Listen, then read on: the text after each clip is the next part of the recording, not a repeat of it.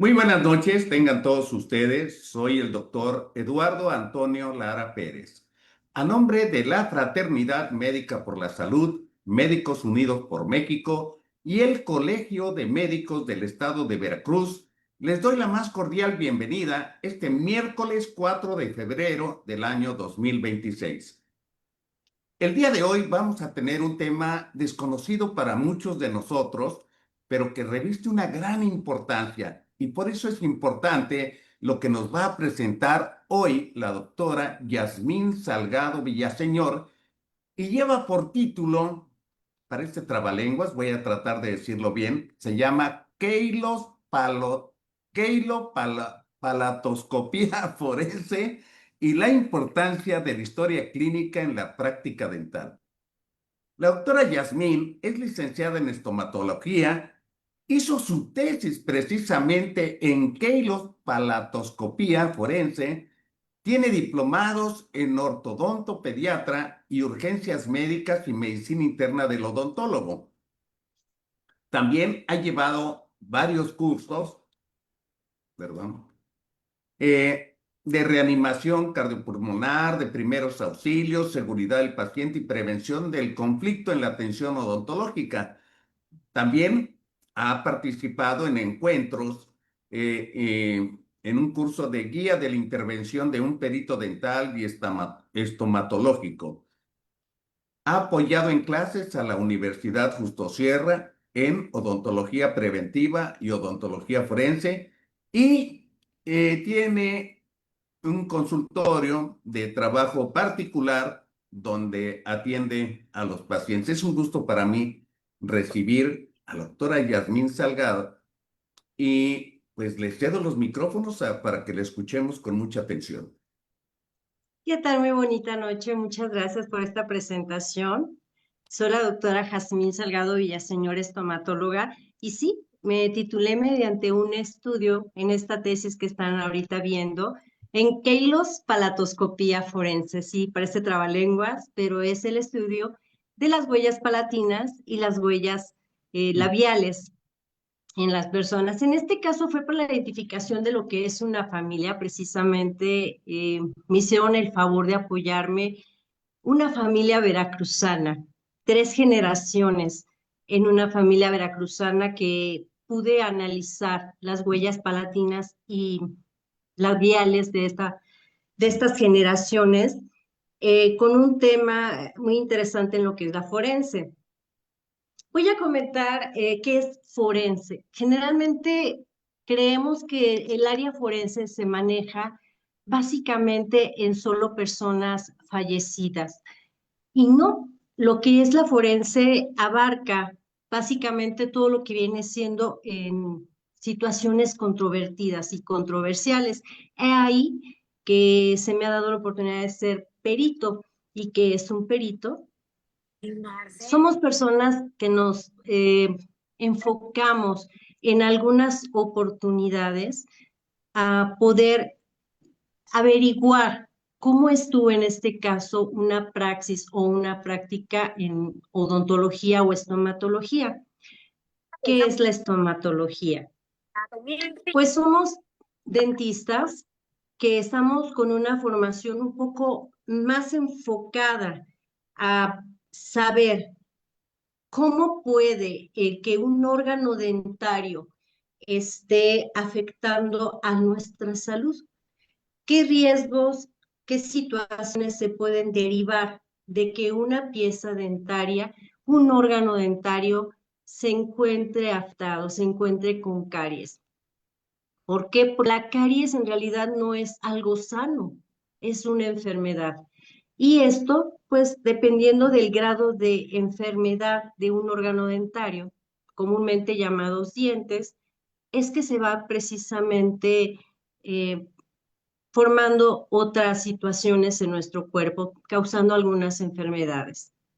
Y bueno, el tema de hoy es la queilopalatoscopia forense y la importancia de la historia clínica en la práctica dental.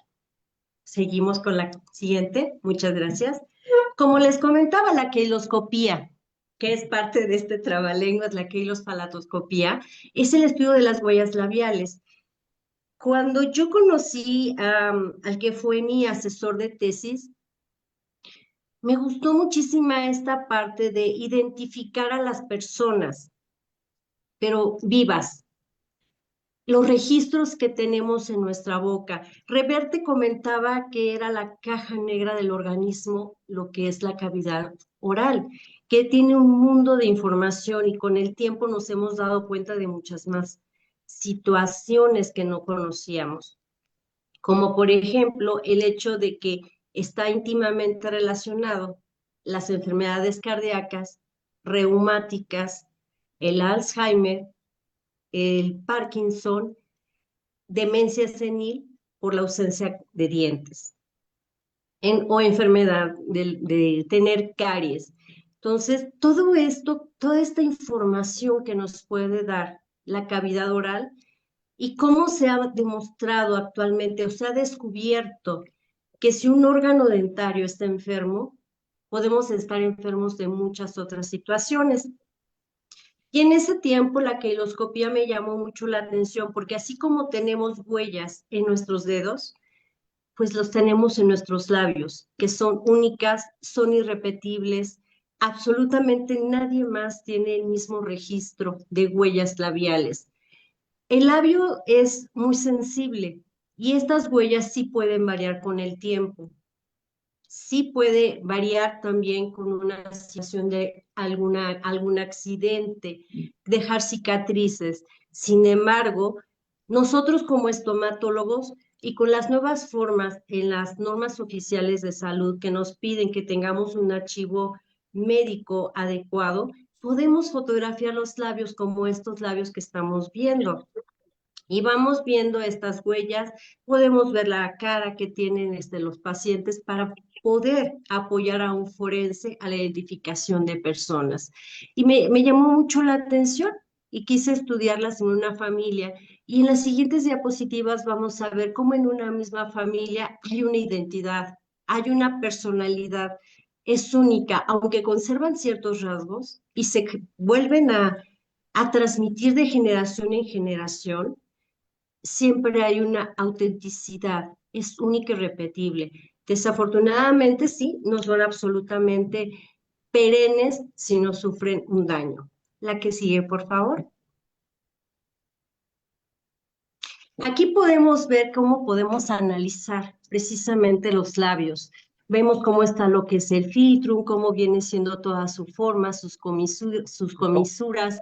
Las podemos ver si son elevadas, si son planas, si son abatidas o que van hacia abajo.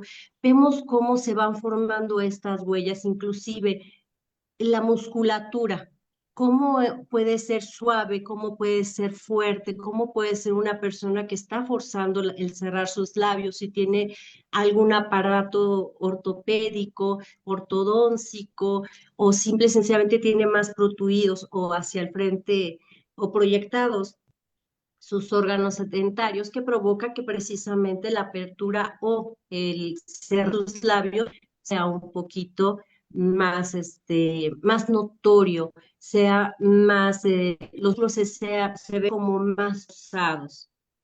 La que sigue.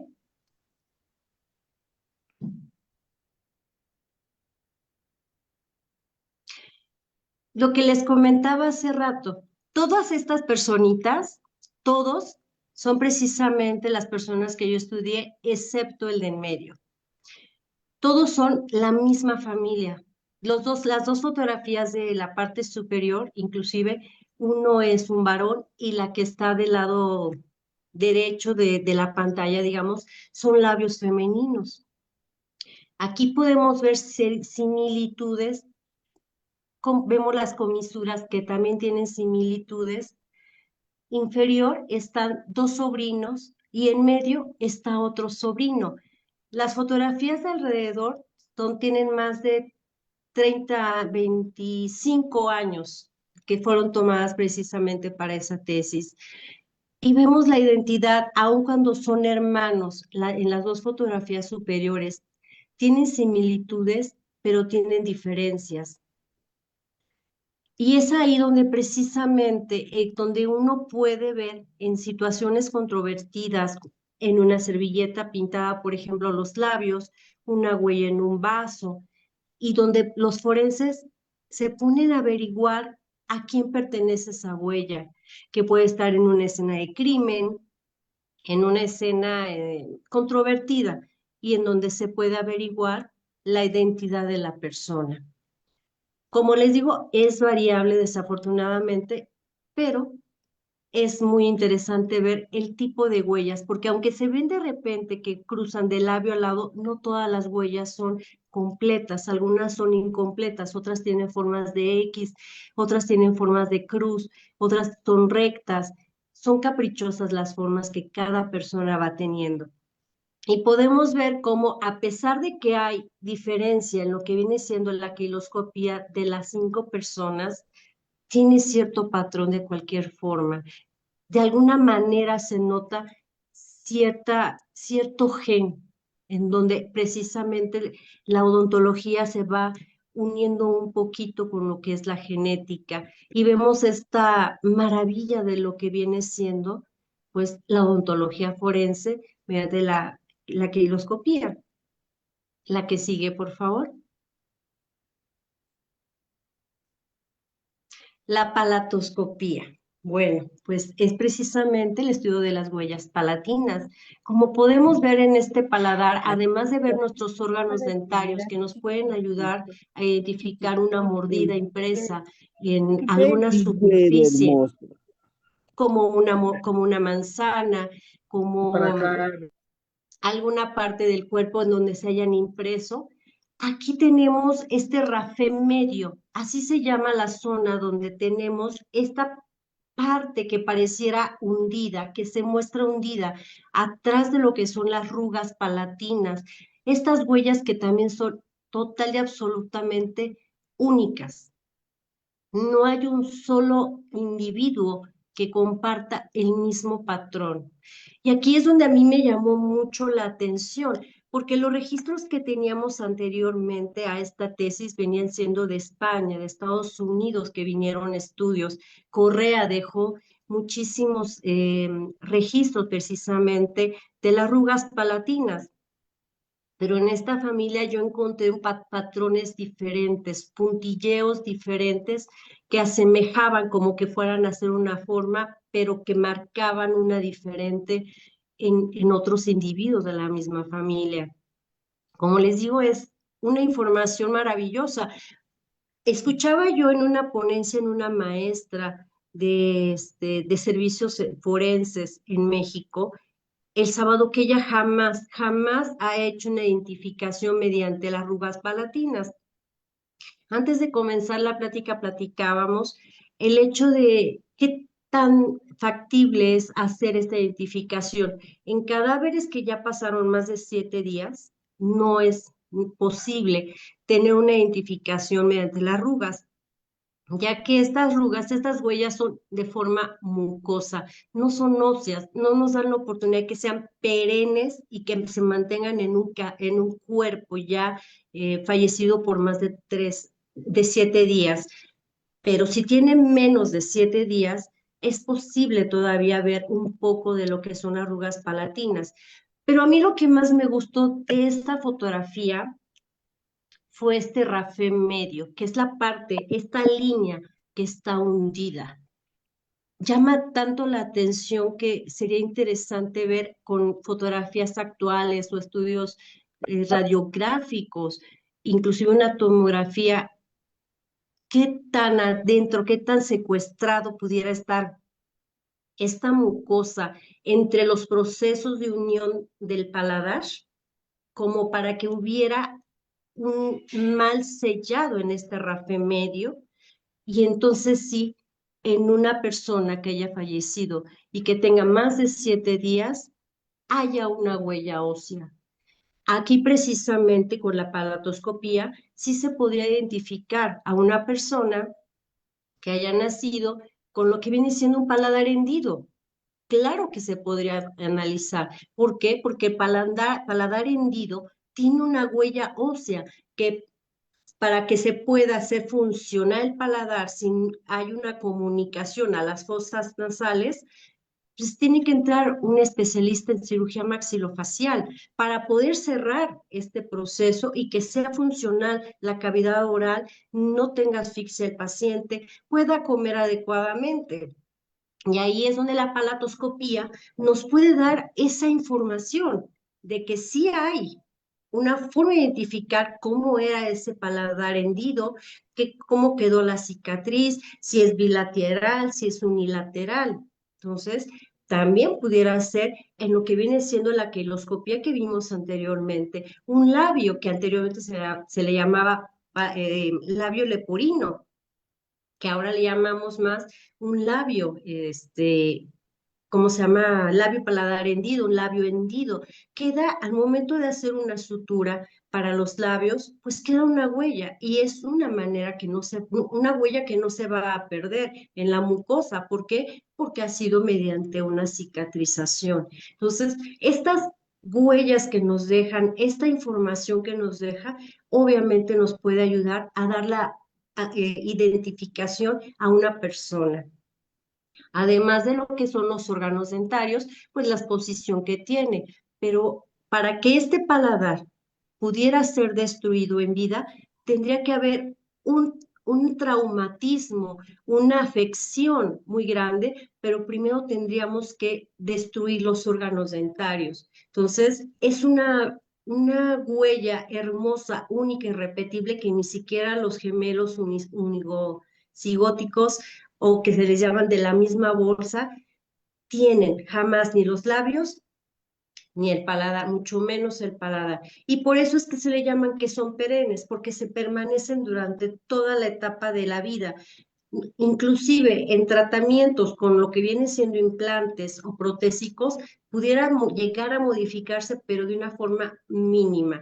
Y ahí es donde nosotros, los estomatólogos o los dentistas, podemos tener la oportunidad de dejar un registro mediante estos modelos que tomamos, que ahora ya se pueden tomar con un escaneo más cómodamente con los pacientes. Hay quienes todavía llegamos en el consultorio a tomar lo que viene siendo con la cucharilla, con el alginato, y algunos pacientes lo toleran bastante bien, otros pacientes no, y por eso también se vio la tarea que la tecnología nos ha apoyado con los escaneos para que ya se hagan modelos de estudio, inclusive ya hasta con la impresión de las raíces. La que sigue, por favor. Bueno, y vamos a pasar a este otro tema, un tanto interesante. Muchos pacientes no están acostumbrados a que uno haga este archivo o expediente clínico. Como les comentaba, para que nosotros podamos tener registros, necesitamos toda esta batería y más de recolección de datos de un paciente, la cual la vamos adquiriendo mediante una serie fotográfica, una serie radiográfica, diferentes tipos de radiografías, como vemos en la parte superior izquierda, radiografías periapicales, radiografías, como vemos en la baja, panorámica u ortopantomografía. En la parte derecha superior vemos lo que les comentaba ya. Esto es un trabajo ya de un escaneo de nuestros dientes, de los dientes de un paciente. Estos modelos ya los están entregando ciertos laboratorios y acá la ventaja es que podemos ver hasta la raíz del diente cómo está en la parte interna de nuestra cara, de nuestra boca, de nuestro macizo facial. Y nos da la oportunidad de tener mejores diagnósticos para una endodoncia, para poder hacer mediciones, para proyectar los trabajos que nosotros hacemos en el consultorio de acuerdo a lo que buscamos. Entonces, la tecnología ha avanzado tanto que estos modelos ya no son la misma tortura, por decirlo así, para algunos pacientes que no toleran que les estemos metiendo las cucharillas con materiales que tienen que endurecer en boca y poderlo reproducir, el negativo y el positivo. Ya tenemos esto, que es un medio de identificación desde las radiografías. Si nosotros como especialistas en el área de la odontología tuviéramos este archivo, este expediente completo, apoyaríamos muchísimo a nuestros colegas forenses para poder dictaminar la identidad de una persona. Pero más allá, que a mí que me gusta mucho trabajar en el área de los periciales, nos apoya para saber si el odontólogo está haciendo el trabajo conforme a las normas, conforme a lo correcto, conforme a lo que se nos manda. ¿Por qué? Para poder tomar el mejor camino al tratamiento idóneo para cada paciente. Anexé una radiografía precisamente de un tórax. ¿Por qué? Porque en el expediente clínico nos vamos a encontrar con la historia clínica. La que sigue, por favor.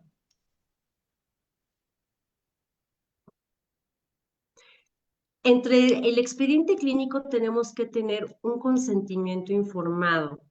Este consentimiento informado, muchas veces hay personas que no se toman el tiempo adecuado para explicarle al paciente qué es lo que tiene, de qué está padeciendo, de qué está enfermo su órgano dentario o su cavidad oral. ¿Cuáles son los diferentes tratamientos que podríamos tener para ese paciente de acuerdo a su propia personalidad, a su estilo de vida, a su economía, al problema que tiene? Este consentimiento informado también tiene la obligación o nos da la obligación a nosotros los especialistas en el área dental de explicarle al paciente por qué otro tratamiento no es el correcto, por qué el tratamiento que nosotros o los tratamientos que sugerimos son los adecuados, pero también las consecuencias de estos tratamientos. ¿Qué puede suceder con este tratamiento? No podemos dejar al paciente que se imagine que se va a ir con la mejor sonrisa, sin ninguna consecuencia que pudiéramos tener. Son órganos vivos los que trabajamos a diario. Son órganos que en algún momento tenemos que trabajar y que pueden perder la vitalidad o que pueden llevar a responder de una manera diferente a la que esperamos. Igual el parodonto, igual una endodoncia puede dar un resultado diferente, una cirugía nos puede llevar más tiempo del que estamos planeando. Entonces tenemos que explicarle al paciente por qué el tratamiento es el adecuado, pero también de acuerdo a su personalidad. Por eso, en estas preguntas y respuestas les decimos al paciente, le preguntamos al paciente qué espera, qué cree que va a lograr con lo que estamos tratando de hacer y si tiene alguna duda sobre el procedimiento y cómo se tiene que llevar, tenemos que tener una comunicación con el paciente muy específica, porque cada diente o cada órgano dentario va a reaccionar diferente. Puede que nosotros pensemos que el órgano dentario sí va a soportar la vitalidad, pero el tratamiento que le damos resulta que tuvo una reacción adversa y el diente pues terminó en una endodoncia. Y no por un error nuestro, sino porque el órgano dentario no fue tolerante al tratamiento que estamos dando, o porque, por ejemplo, en caso de un implante, el cuerpo lo rechace y ya no es cuestión de nosotros, que a lo mejor no del material, sino que el cuerpo no está aceptando un agente extraño, algo con lo que no se formó su propio cuerpo. La que sigue.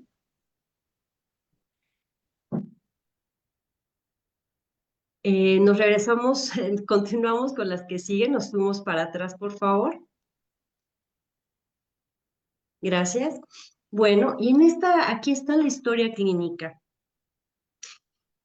A veces se nos hace tedioso hacer una historia clínica, a veces no tomamos la conciencia de lo que significa hacer una historia clínica.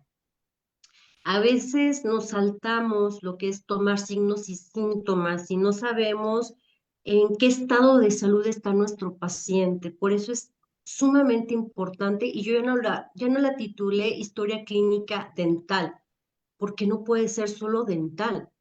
Tenemos que saber si el paciente tiene hipertensión, si tiene diabetes, si tiene un problema que haya padecido un cáncer, si es una paciente que está en su periodo menstrual, porque hay procedimientos que pueden debilitarla porque ya puede estar con situaciones de sangrados excesivos y no nos tiene que dar pena. Somos médicos, tenemos que saber a quién estamos tratando, que es un ser humano y no podemos separar la boca, quitarla del cuerpo humano y que hacer los procesos por fuera y que el cuerpo no reaccione, simplemente los medicamentos se va a administrar por el mismo cuerpo, se va a absorber por los mismos órganos, se va a excretar por el mismo órgano, va a hacer un efecto, no porque sea recetado por un procedimiento dental, no va a llevar el mismo proceso que si lo receta un médico general o especialista en otra área. Tenemos que tener mucha conciencia de cuál es el estado de salud de los órganos y sistemas que tenemos, cada paciente tiene. Por eso nuevamente vuelvo a poner esta radiografía, porque si yo no pongo signos y síntomas de mi paciente, yo no sé si mi paciente está alterado, si tiene la hipertensión porque vino corriendo, porque tiene ganas de ir al baño y le subió la presión, no sé si el paciente es hipertenso por naturaleza. Yo no sé si el paciente tiene una rinitis, si tiene problemas respiratorios, si tiene algún problema que nos vaya a meter en más problemas a nosotros. Simple y sencillamente en la actualidad hay formas de vida que a nosotros los estomatólogos también nos llegan a causar ciertas complicaciones para trabajarlos. El hecho de fumar marihuana nos detiene la buena acción de un anestésico oral. Y es ahí donde nosotros, cuando queremos decirle al paciente que deje de tener dolor, si no preguntamos si el paciente fuma marihuana, no nos damos cuenta que el paciente a lo mejor no le hace efecto el medicamento, el anestésico, pues porque obviamente hay algo que interfiere con la buena acción. El hecho de tener tatuajes, el hecho de saber si es alérgico o sensible a alguna sustancia. En lo personal, yo soy alérgico a lo que es la clorexidina. A mí me causa muchísima comezón hasta el cuello y empiezo a tener yo reacciones de urticaria y sentirme inquieta. Pero, por ejemplo, en esta radiografía, si yo no pregunto si el paciente tiene hipertensión, si podemos ver esta radiografía, creo que los médicos están un poquito más en, en conocimiento que ahí en la aorta hay un algo. Y este paciente muchas veces dijo, me duele el pecho, y los electrocardiogramas no reflejaban nada que fuera realmente sensible. Y le decían, es ansiedad. Tiene un algo en el pulmón, y siempre se quejaba de un dolor en el pulmón ese paciente. Y decían, no tienes nada, respiras bien, se escuchan bien tus sonidos hasta mucho tiempo, estuvieron años. Esta persona reflejó el dolor en el pecho y dolor en el pulmón. Y decían que era ansiedad. Relájate, ansiedad, relaja, tranquilo, hasta que llega una doctora y dice, quiero análisis de todo. Se le manda una espirometría y no respira bien.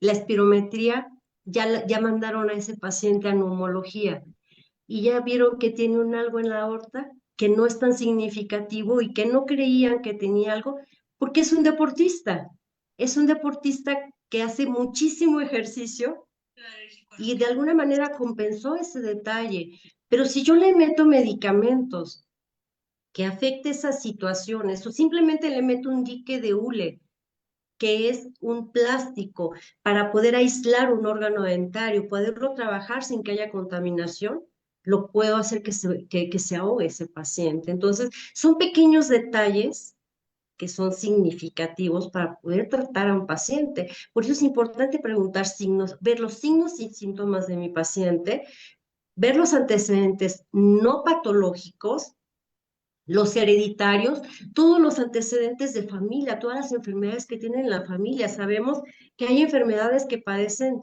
que las mujeres tienen, como la hemofilia, pero que el hombre la padece. Hay enfermedades que van más hacia el lado femenino. Simplemente la etapa del climaterio de una mujer hace cambios importantes en la cavidad oral, como caries en lo que viene siendo en cervical, que baja radicular y que muchas veces no se ven porque las encías, si a veces no hay una buena higiene, inflamadas y caries abajo, pues hasta que ya no hay situaciones más importantes ya de dolor, se empiezan a ver estas caries. Entonces, son detalles que uno tiene que ver como que también cuando está una mujer en climaterio, empieza la pérdida de las proteínas cardíacas y empieza una serie de síntomas y signos que empiezan a hablar acerca de cómo podemos tratar a una mujer, cómo podemos tratar diferentes situaciones de personas con enfermedades. No es lo mismo tratar a un paciente que no tiene diabetes con implantes a uno que sí está controlado y poderle restaurar, rehabilitar con implantes pues ahora sí que su cavidad oral. Por eso es importante saber cómo se encuentra mi paciente, la persona que va a atención, ver si tiene factores de riesgo. Precisamente veía con un amigo que tuvo un caso de una paciente que se infectó tras un procedimiento de cirugía y que él hizo todo bien, revisó, estudió las cosas que pasó y no había manera de que le bajara la infección, que eliminara la infección, hasta que llega con un artículo acerca de que los caninos tienen en su pelaje sanos o enfermos a la Staphylococcus aureus. Y entonces esta paciente tenía la situación de que dormía con el perro o tenía una convivencia muy íntima con el perro. Entonces, conocer al paciente, conocer a la persona, por eso la historia clínica es vital para poder tener yo un buen diagnóstico, un buen pronóstico, un buen plan de tratamiento y éxito en mi tratamiento para con mi paciente. Y ahora sí, me regale su mejor sonrisa porque yo le hice el mejor tratamiento. Esta historia clínica es tan importante que se ha pedido, según las normas oficiales de salud, que estén firmadas, que estén bastante bien realizadas. ¿Y cómo tienen que estar firmadas?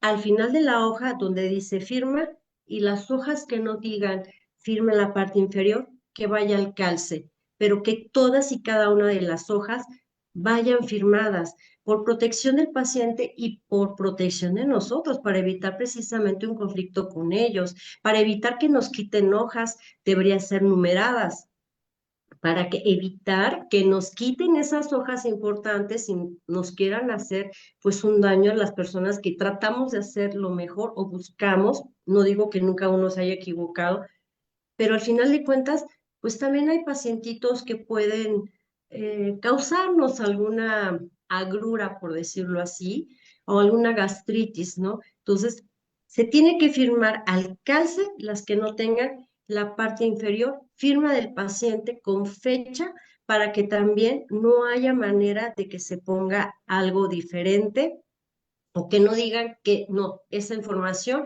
la estamos falseando o que no vengan a reclamar por una información omitida. La que sigue, por favor. Las notas de evolución son tan importantes y se nos ha pedido actualmente que anotemos todo, todo lo que pasó en una consulta, absolutamente todo, desde la actitud del paciente, desde cuántas fresas usé, qué fresas usé, si eran nuevas, si eran de carburo, si eran de diamante, si usamos hilo retractor, de qué número el hilo retractor, porque son de diferentes números, los hilos anchos, los hilos retractores de acuerdo al procedimiento y obviamente cómo va el surco gingival, lo que vamos a hacer, si la preparación es subgingival, o es por encima de la encía, supragingival. Entonces, tenemos que anotar cuántas gasas usé,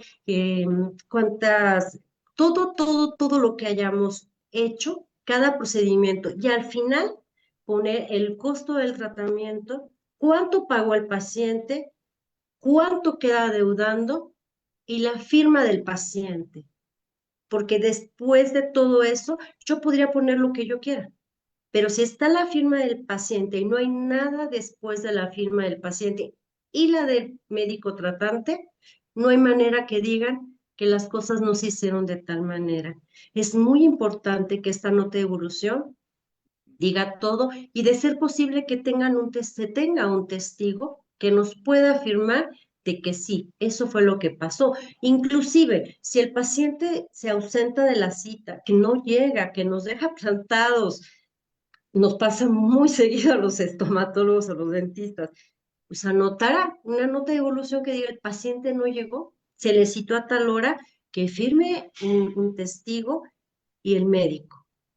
Porque hay pacientes que pueden llegar a decir, no, no me quiso tratar el doctor, yo llegué y no estaba el doctor, o decir, a mí me trataban de esta manera. Por eso es importante la nota de evolución, que tengan la firma al final, y al final, junto al punto, para que no se pueda anotar absolutamente nada más después de la anotación y de las firmas.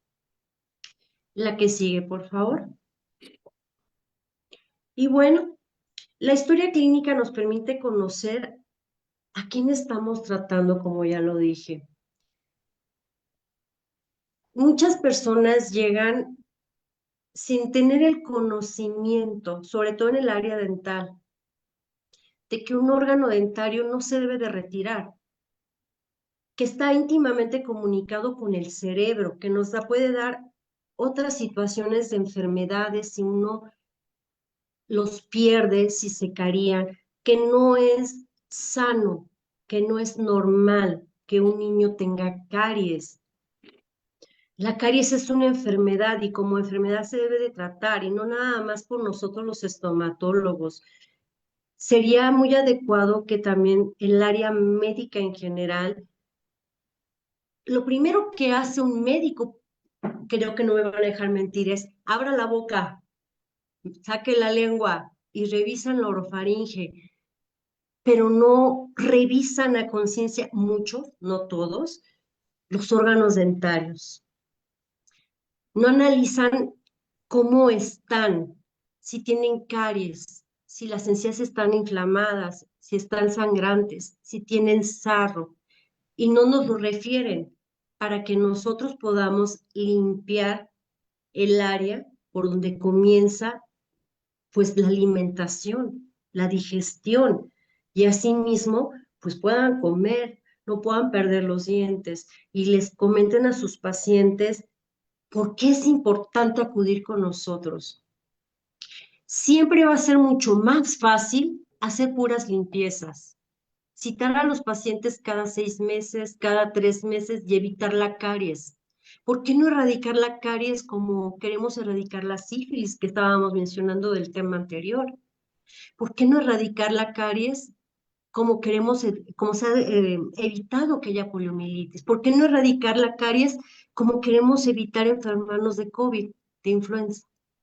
¿Por qué la caries tiene que estar presente en nuestra vida?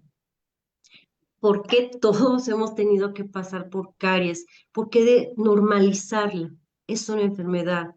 Y es una enfermedad que se da a consecuencias del Streptococcus mutans, por la falta de buena higiene. ¿Por qué si lavamos nuestro cuerpo? ¿Por qué si hay quienes se pueden poner gelish, si nos queremos pintar el cabello? ¿Por qué no mantener la salud oral? Y para precisamente esto, la historia clínica pues nos permite conocer a quién estamos tratando médicamente, a quién estamos devolviéndole la salud o evitándole que tengan la pérdida de la salud oral. Yo he tenido pacientes que desde niños jamás han tenido caries. Me escucharon, aprendieron a cepillarse sus dientes adecuadamente, a mantener limpia toda su cavidad oral, porque si yo no limpio los carrillos, si no limpio mis cachetitos en la parte interior, voy a volver a ensuciar lo que es mi boca, voy a volver a ensuciar lo que es mi lengua, o con la lengua voy a arrastrar toda la mugre que tengo en ella y voy a seguir manteniendo mi boca sin tener una buena higiene. ¿Por qué no apoyarnos a que la caries se erradique? es una enfermedad, no es normal y puede derivar a muchas otras situaciones por la caries o por la ausencia de nuestros dientes. Y bueno, la historia clínica es tan importante que nos permite saber desde los hábitos de una persona, desde su educación, desde las situaciones de vida que nos pueden ayudar a evitar meternos en problemas, que nos puede ayudar a que los forenses en situaciones tan complicadas, comentaba la doctora que nos dio la clase el sábado, allá en la zona donde está la guerra, se vive con una guerra y con una inseguridad menos fuerte que la que estamos viviendo actualmente en México. ¿Por qué no tener los registros que puedan ayudar a encontrar a madres buscadoras lo que vienen siendo a sus hijos, a sus hermanos, a sus padres? Estamos tratando al papá de alguien, a la esposa de alguien, a la madre de alguien, a los hermanos de alguien, a los hijos de alguien, a un ser humano. Y están poniendo su vida en nuestras manos. ¿Por qué no hacer las cosas bien?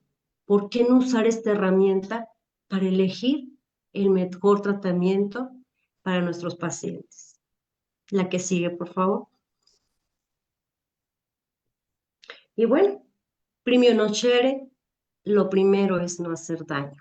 ¿Y cómo? Haciendo las cosas de la mejor manera. Comencemos por el principio. Las clases que nos dieron en la universidad no creo que hayan sido relleno. Y yo defiendo la historia clínica, defiendo la buena praxis, defiendo el conocer a un paciente. No lo sé todo en esta vida, no lo sé todo como estomatóloga, pero sí sé que hice esta carrera con la finalidad de dar salud, devolver la salud y no hacer daño. Gracias. La que sigue, por favor.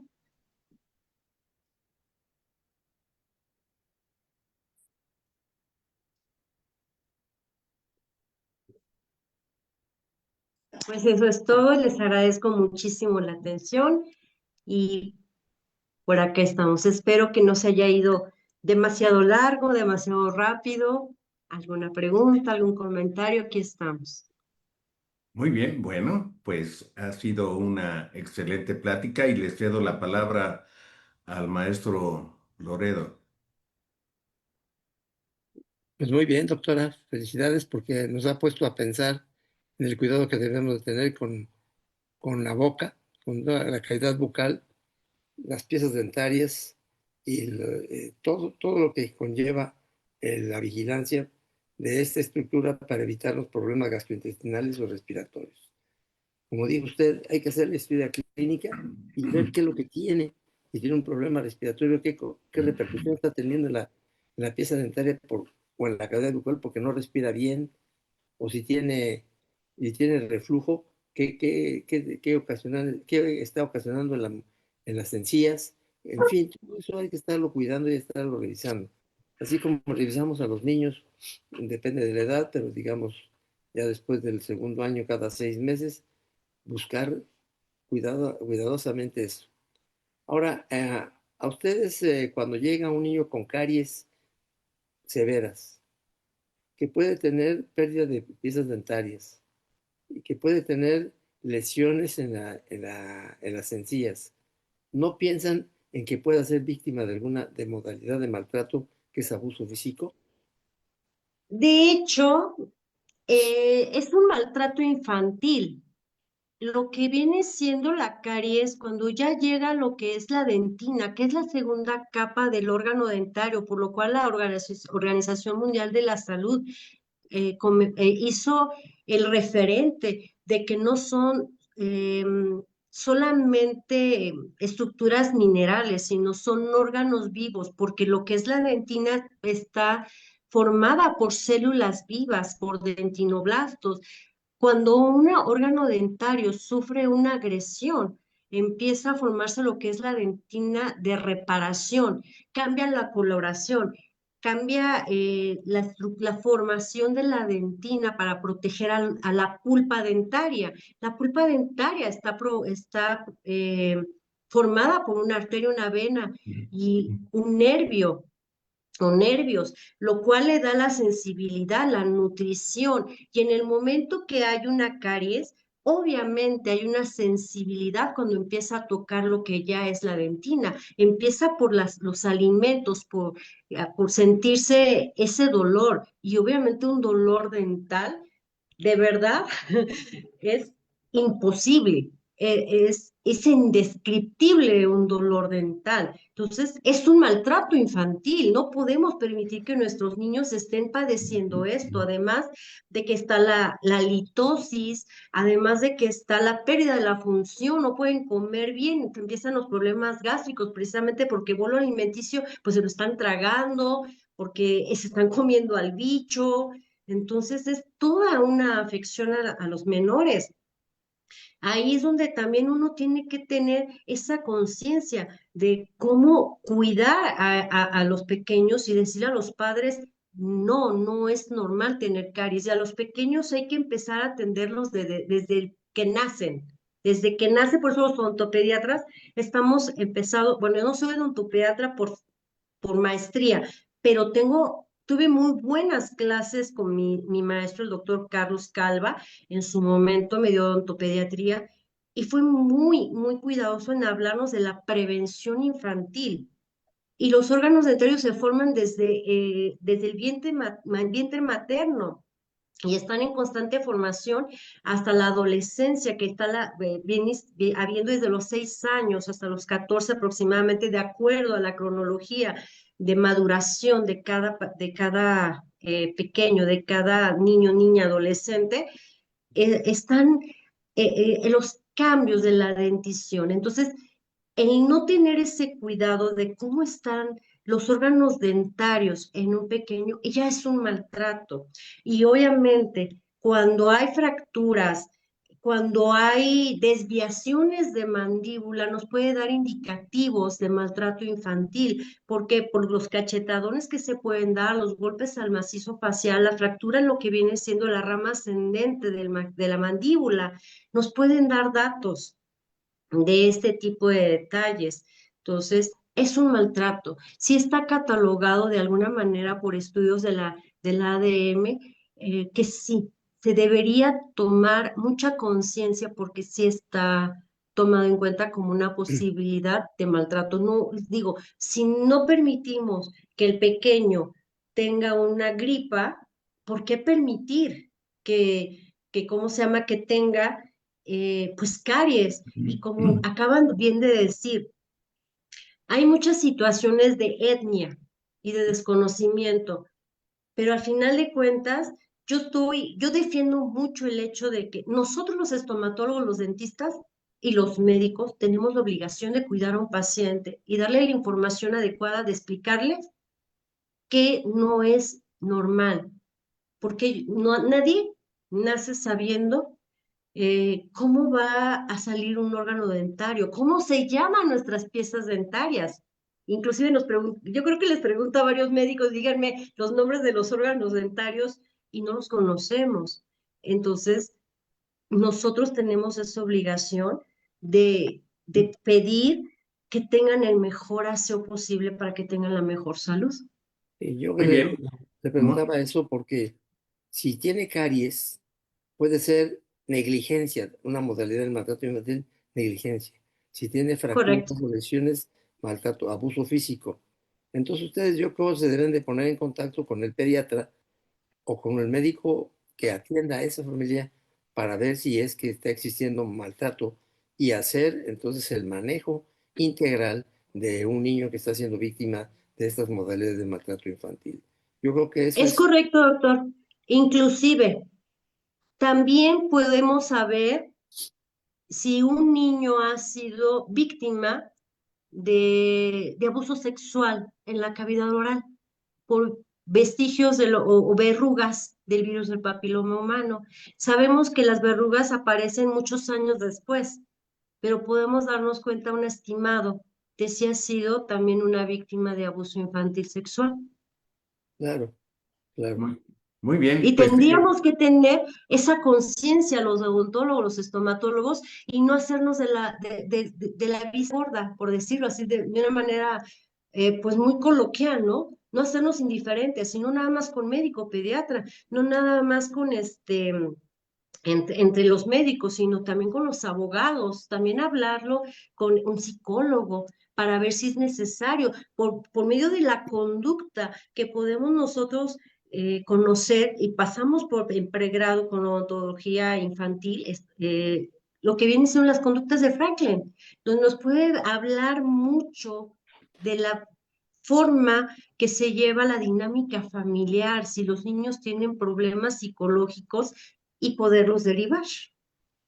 muy bien. Definitivamente que es un tema amplísimo. Hay felicitaciones de la doctora Florida Margarita Pérez de Chiapas, del doctor Noguera, del doctor Nelson Faría Montiel desde Venezuela, Maracaibo. eh, Comentarios de la doctora Araceli Silva de la Ciudad de México, felicitándola, diciendo que es un tema muy importante y que principalmente debe de hacerse una buena revisión de la boca y sus órganos, además de nuestra responsabilidad, dice la doctora, de promover el aseo completo de la boca y sus componentes. La doctora María Gabriela Morales Palacios dice, el énfasis en la historia, perdón, en la historia clínica, consentimiento informado y la nota de evolución tan detallada es porque ahora la cantidad de demandas por parte de los pacientes ha aumentado. Eso por un lado, claro, ya que al hacer las cosas deprisa o porque se consideran pacientes conocidos, no quieren firmar. Los antiguos fueron atendidos sin nada de esto y ahora tantas firmas los ponen nerviosos. ¿Qué tiene que decir de eso, doctora? Yo creo que el hacer las cosas bien nos va a brindar tener paz y tranquilidad. Ninguno de nosotros como médicos o como médicos del área de bucal estamos libres de cometer algún error. Todos nos podemos equivocar. A veces el lo siento no es suficiente, pero sobre todo si hacemos las cosas, si mostramos, en mi caso que yo tengo la oportunidad de ser perito y lo he hecho, analizamos el procedimiento del colega y vemos que hizo todo conforme a lo que sabemos con respecto a nuestros conocimientos, nuestra expertise, seguimos el protocolo, tratamos de sacar adelante al paciente bien, no tendríamos por qué tener por nuestra parte inconveniente en dar la cara y decir, yo hice lo que podía hacer. Existe el factor, el binomio entre que el paciente haga lo que yo le diga y haga totalmente lo contrario. Y eso nos pasa a todos. O que el mismo tratamiento, como yo lo digo, yo he salvado piezas dentarias ya que se ven como que para sacarlas. Y llegué a sacar, las llegué a salvar. Y hay piezas que por irritación o por otras situaciones se van en endodoncia. Y simplemente yo hice todo lo humanamente posible, todo lo odontológicamente posible, pero el órgano dentario tiene vida propia. Y simple y sencillamente el tratamiento no fue bien aceptado por el organismo. Sabemos que hay pues sustancias que a veces no son las adecuadas. A veces puedo recetar algo con el conocimiento de que por la situación de la persona puede llegar a afectar, pero le digo al paciente, yo necesito dar este medicamento porque es lo único que le va a funcionar, pero puede tener estas situaciones, como le dice la cajita, puede que no. Y estoy haciendo una buena praxis.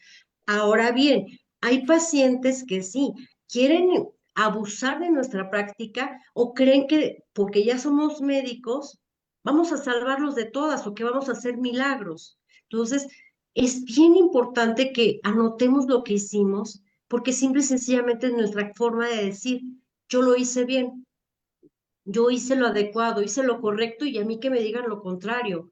según los nuevos estudios, según mis capacitaciones, según mis certificaciones, mi especialidad, lo que yo sé, lo que me enseñaron, el resultado fue diferente, pero no fue por mi culpa. Pero si yo no tengo este consentimiento informado, para empezar, ¿quién me dice que me dijo que yo podía trabajarlo y hacer lo que me dijo, que dice él que tenía que hacer? O si yo no lo pongo en la nota de evolución, ¿quién me dijo que yo le debo simplemente X cantidad? Él está mintiendo, ¿no? Entonces, ¿cuál es la mejor arma que tenemos? Hacer las cosas bien, tener los estudios, tener las certificaciones, tener los conocimientos, tener una buena praxis y mostrarlo. Y que nadie pueda decir lo contrario. Me llamó mucho la atención dentro de su plática que se mencionó que es un patrón el que lleva el paladar, la boca, los labios, que es un distintivo muy especial y que hace indistinto, o mejor dicho, una pieza única en cada persona, una individualidad. Bueno, eso trae un aspecto genético, pero también genéticamente hay una serie de alteraciones que van a tener repercusiones, porque la boca, el paladar, los dientes, claro que son importantes para comer, para nuestra apariencia, pero también juegan un papel importante en la comunicación. Y Claro, aparte de eso, están íntimamente relacionados con nuestra actividad y algunos padecimientos. Por ahí mencionó el maestro Loredo acerca de los padecimientos respiratorios.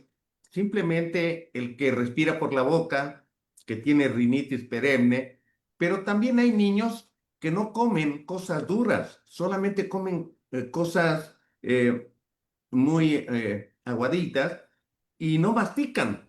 Entonces, y el niño que respira mal, pues va a tener un pobre desarrollo del macizo facial y todos esos niños que los dientes se les enciman y toda esta serie de cosas en gran medida es el pobre desarrollo de la arcada, que tienen que sacar el tercer molar y toda esta serie de cosas, ¿no? Porque en cierta medida las formas, la biología, la genética que se conocía siglos, etcétera, ha cambiado muy drásticamente en este tiempo en que se relaciona mucho pues con la forma de vivir, con la forma de comer y el tipo de enfermedades que tiene cada gente.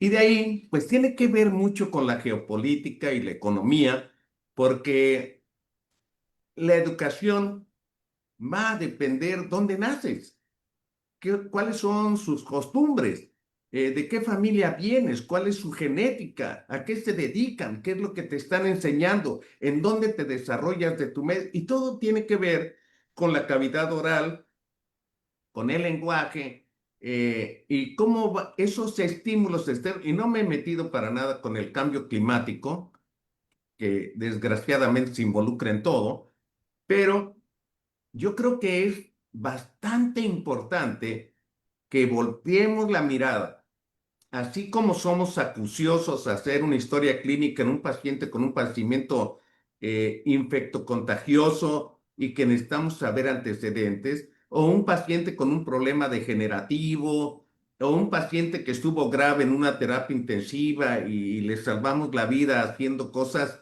muy inusuales, pues realmente deberíamos de voltear hacia el periodo de educación. Y luego de educación me queda mucho la inquietud acerca de llevar un registro. En las últimas 2 semanas hemos hablado de cosas muy interesantes que tienen que ver con la migración. Y entonces tenemos una inmigración totalmente irregular, que no sabemos de qué están enfermos, ni nada de estas cosas, y que transmiten enfermedad, pero tampoco tenemos un registro de esa gente, sus huellas dactilares, una foto. Hay países que utilizan el iris del ojo para identificar y bueno, se me ocurre pensar que también a través de la boca, ¿verdad? También se pueden identificar personas que a lo mejor desaparecen, que no los encuentran, que los asesinaron, que no los identifican. Caray, pues se vuelve algo verdaderamente importante, muy complejo y como siempre digo, pues el problema más serio en ocasiones no es el dinero, porque todo el mundo dice, es que hay que invertir dinero. No, el problema más serio es la ignorancia, la falta de visión hacia las cosas porque se gasta dinero en cosas estúpidas o en cosas que no valen la pena o que no producen nada. Y en las cosas que son importantes para los derechos humanos, para el respeto en general, para llevar un control de lo que se pueda suceder como incidentes, accidentes, cosas catastróficas, pues simplemente no se hace.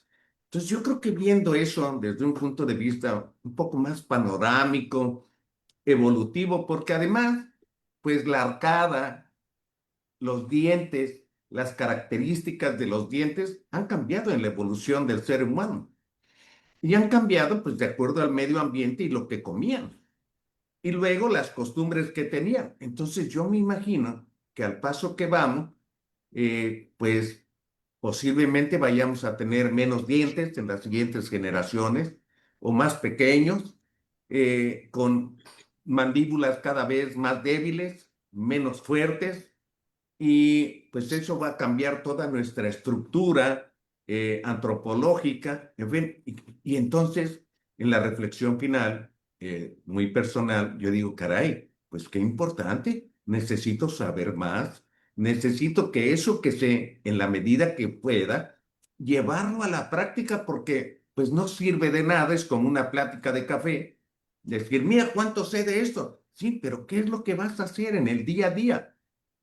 Así, mañana hay que preguntarle a los colegas que oyeron esta plática o que la van a ver en YouTube, ¿cómo va a cambiar esta plática lo que tú haces todos los días? ¿Cuál es tu visión contigo, con tu familia, con tu gente cercana, en tu colonia, con tus pacientes? ¿Qué es lo que va a pasar? Entonces yo creo que esa sería a lo mejor mi reflexión de esta plática maravillosa y ya, pues ya llegamos al tiempo. Me gustaría que dieras un mensaje final a manera de epílogo para cerrar esta transmisión.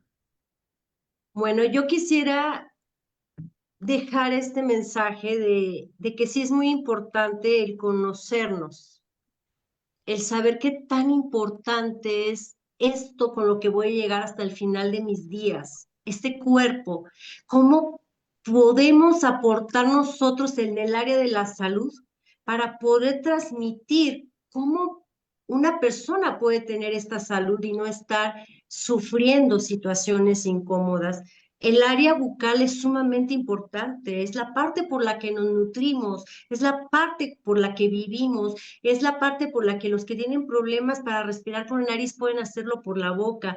Indiscutiblemente, la antropología nos ha mostrado un cambio con el tercer molar. En la radiografía que puse, de hecho, hay una genesia, hay una ausencia de tercer molar del lado derecho.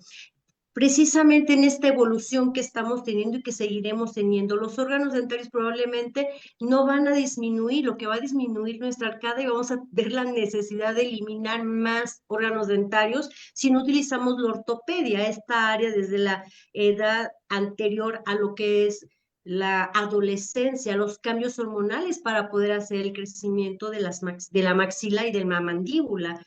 Entonces, la boca no es solamente para sonreír, nos ayuda totalmente a la función para vivir, nos ayuda a la función para podernos comunicar. Nuestra cavidad oral, como decía Reverte, es la caja negra del organismo, la que nos sigue dando información que hoy nos dice que podemos quedar locos, nos podemos morir de un infarto, nos puede dar artritis reumatoidea y problemas gástricos por no atenderla. ¿Y qué es más importante para vivir? Pues comer. Si no comemos, no nos nutrimos. Si no nos nutrimos, pues todos nuestros órganos y sistemas van a declinar. Entonces, creo que es momento que ojalá la gente empiece a tener un poco más de conciencia de lo que es un órgano dentario. Es un órgano y está conectado íntimamente con el cerebro, con el ganglio de Gasser. Y si yo me desconecto, es como apagar el switch de mi luz y que me quede yo sin luz en mi casa. Muy bien. Y no quiero cerrar esta transmisión porque, aunque no es el motivo del tema, el tema es, pues, las alteraciones de la importancia desde el punto de vista forense y además hacer bien una historia clínica. Pero yo quisiera agregar, para no cerrar esta transmisión y quedarme con las ganas y que el público se enriquezca un poco más, porque la boca habla mucho de nosotros, de nuestros sentimientos. A través de la boca transmitimos emociones de enojo, de gusto, nos permite demostrar algunas habilidades que nos hacen diferentes en todos los demás, como cantar, silbar, o a través de la boca podemos también sentir otros labios, el besar, el demostrar eso. Entonces es un satisfactor desde que nacemos con esa fase oral y producirnos placer a través de mamar el seno materno. Entonces, reviste muchas otras cosas más que vale la pena reflexionar, ahora como dicen, para llevar a casa, ¿verdad? Y que creo que esta plática pues, ha sido un detonante para que pensemos un poco más de la importancia que tiene la boca, los labios, la cavidad oral, los dientes, etcétera, y no nada más lo veamos de manera tan simple, ¿verdad? Y además la evolución que ha tenido la odontología, porque pues hace 70, 80 años el odontólogo era un sacamuelas, ¿verdad? Y ahora hay una serie de especialidades, incluyendo pues la odontología forense, y lo cual me parece maravilloso. Yo quiero agradecer a la doctora Yasmín Salgado Villaseñor, su excelente presentación, a nombre de la Fraternidad Médica por la Salud, Médicos Unidos por México y el Colegio de Médicos del Estado de Veracruz. Muchas gracias a los que comentaron, a los que se unieron en Zoom, en Facebook, y pues este video estará en unos minutos en nuestro canal de YouTube. Muy buenas noches y hasta pronto. Gracias.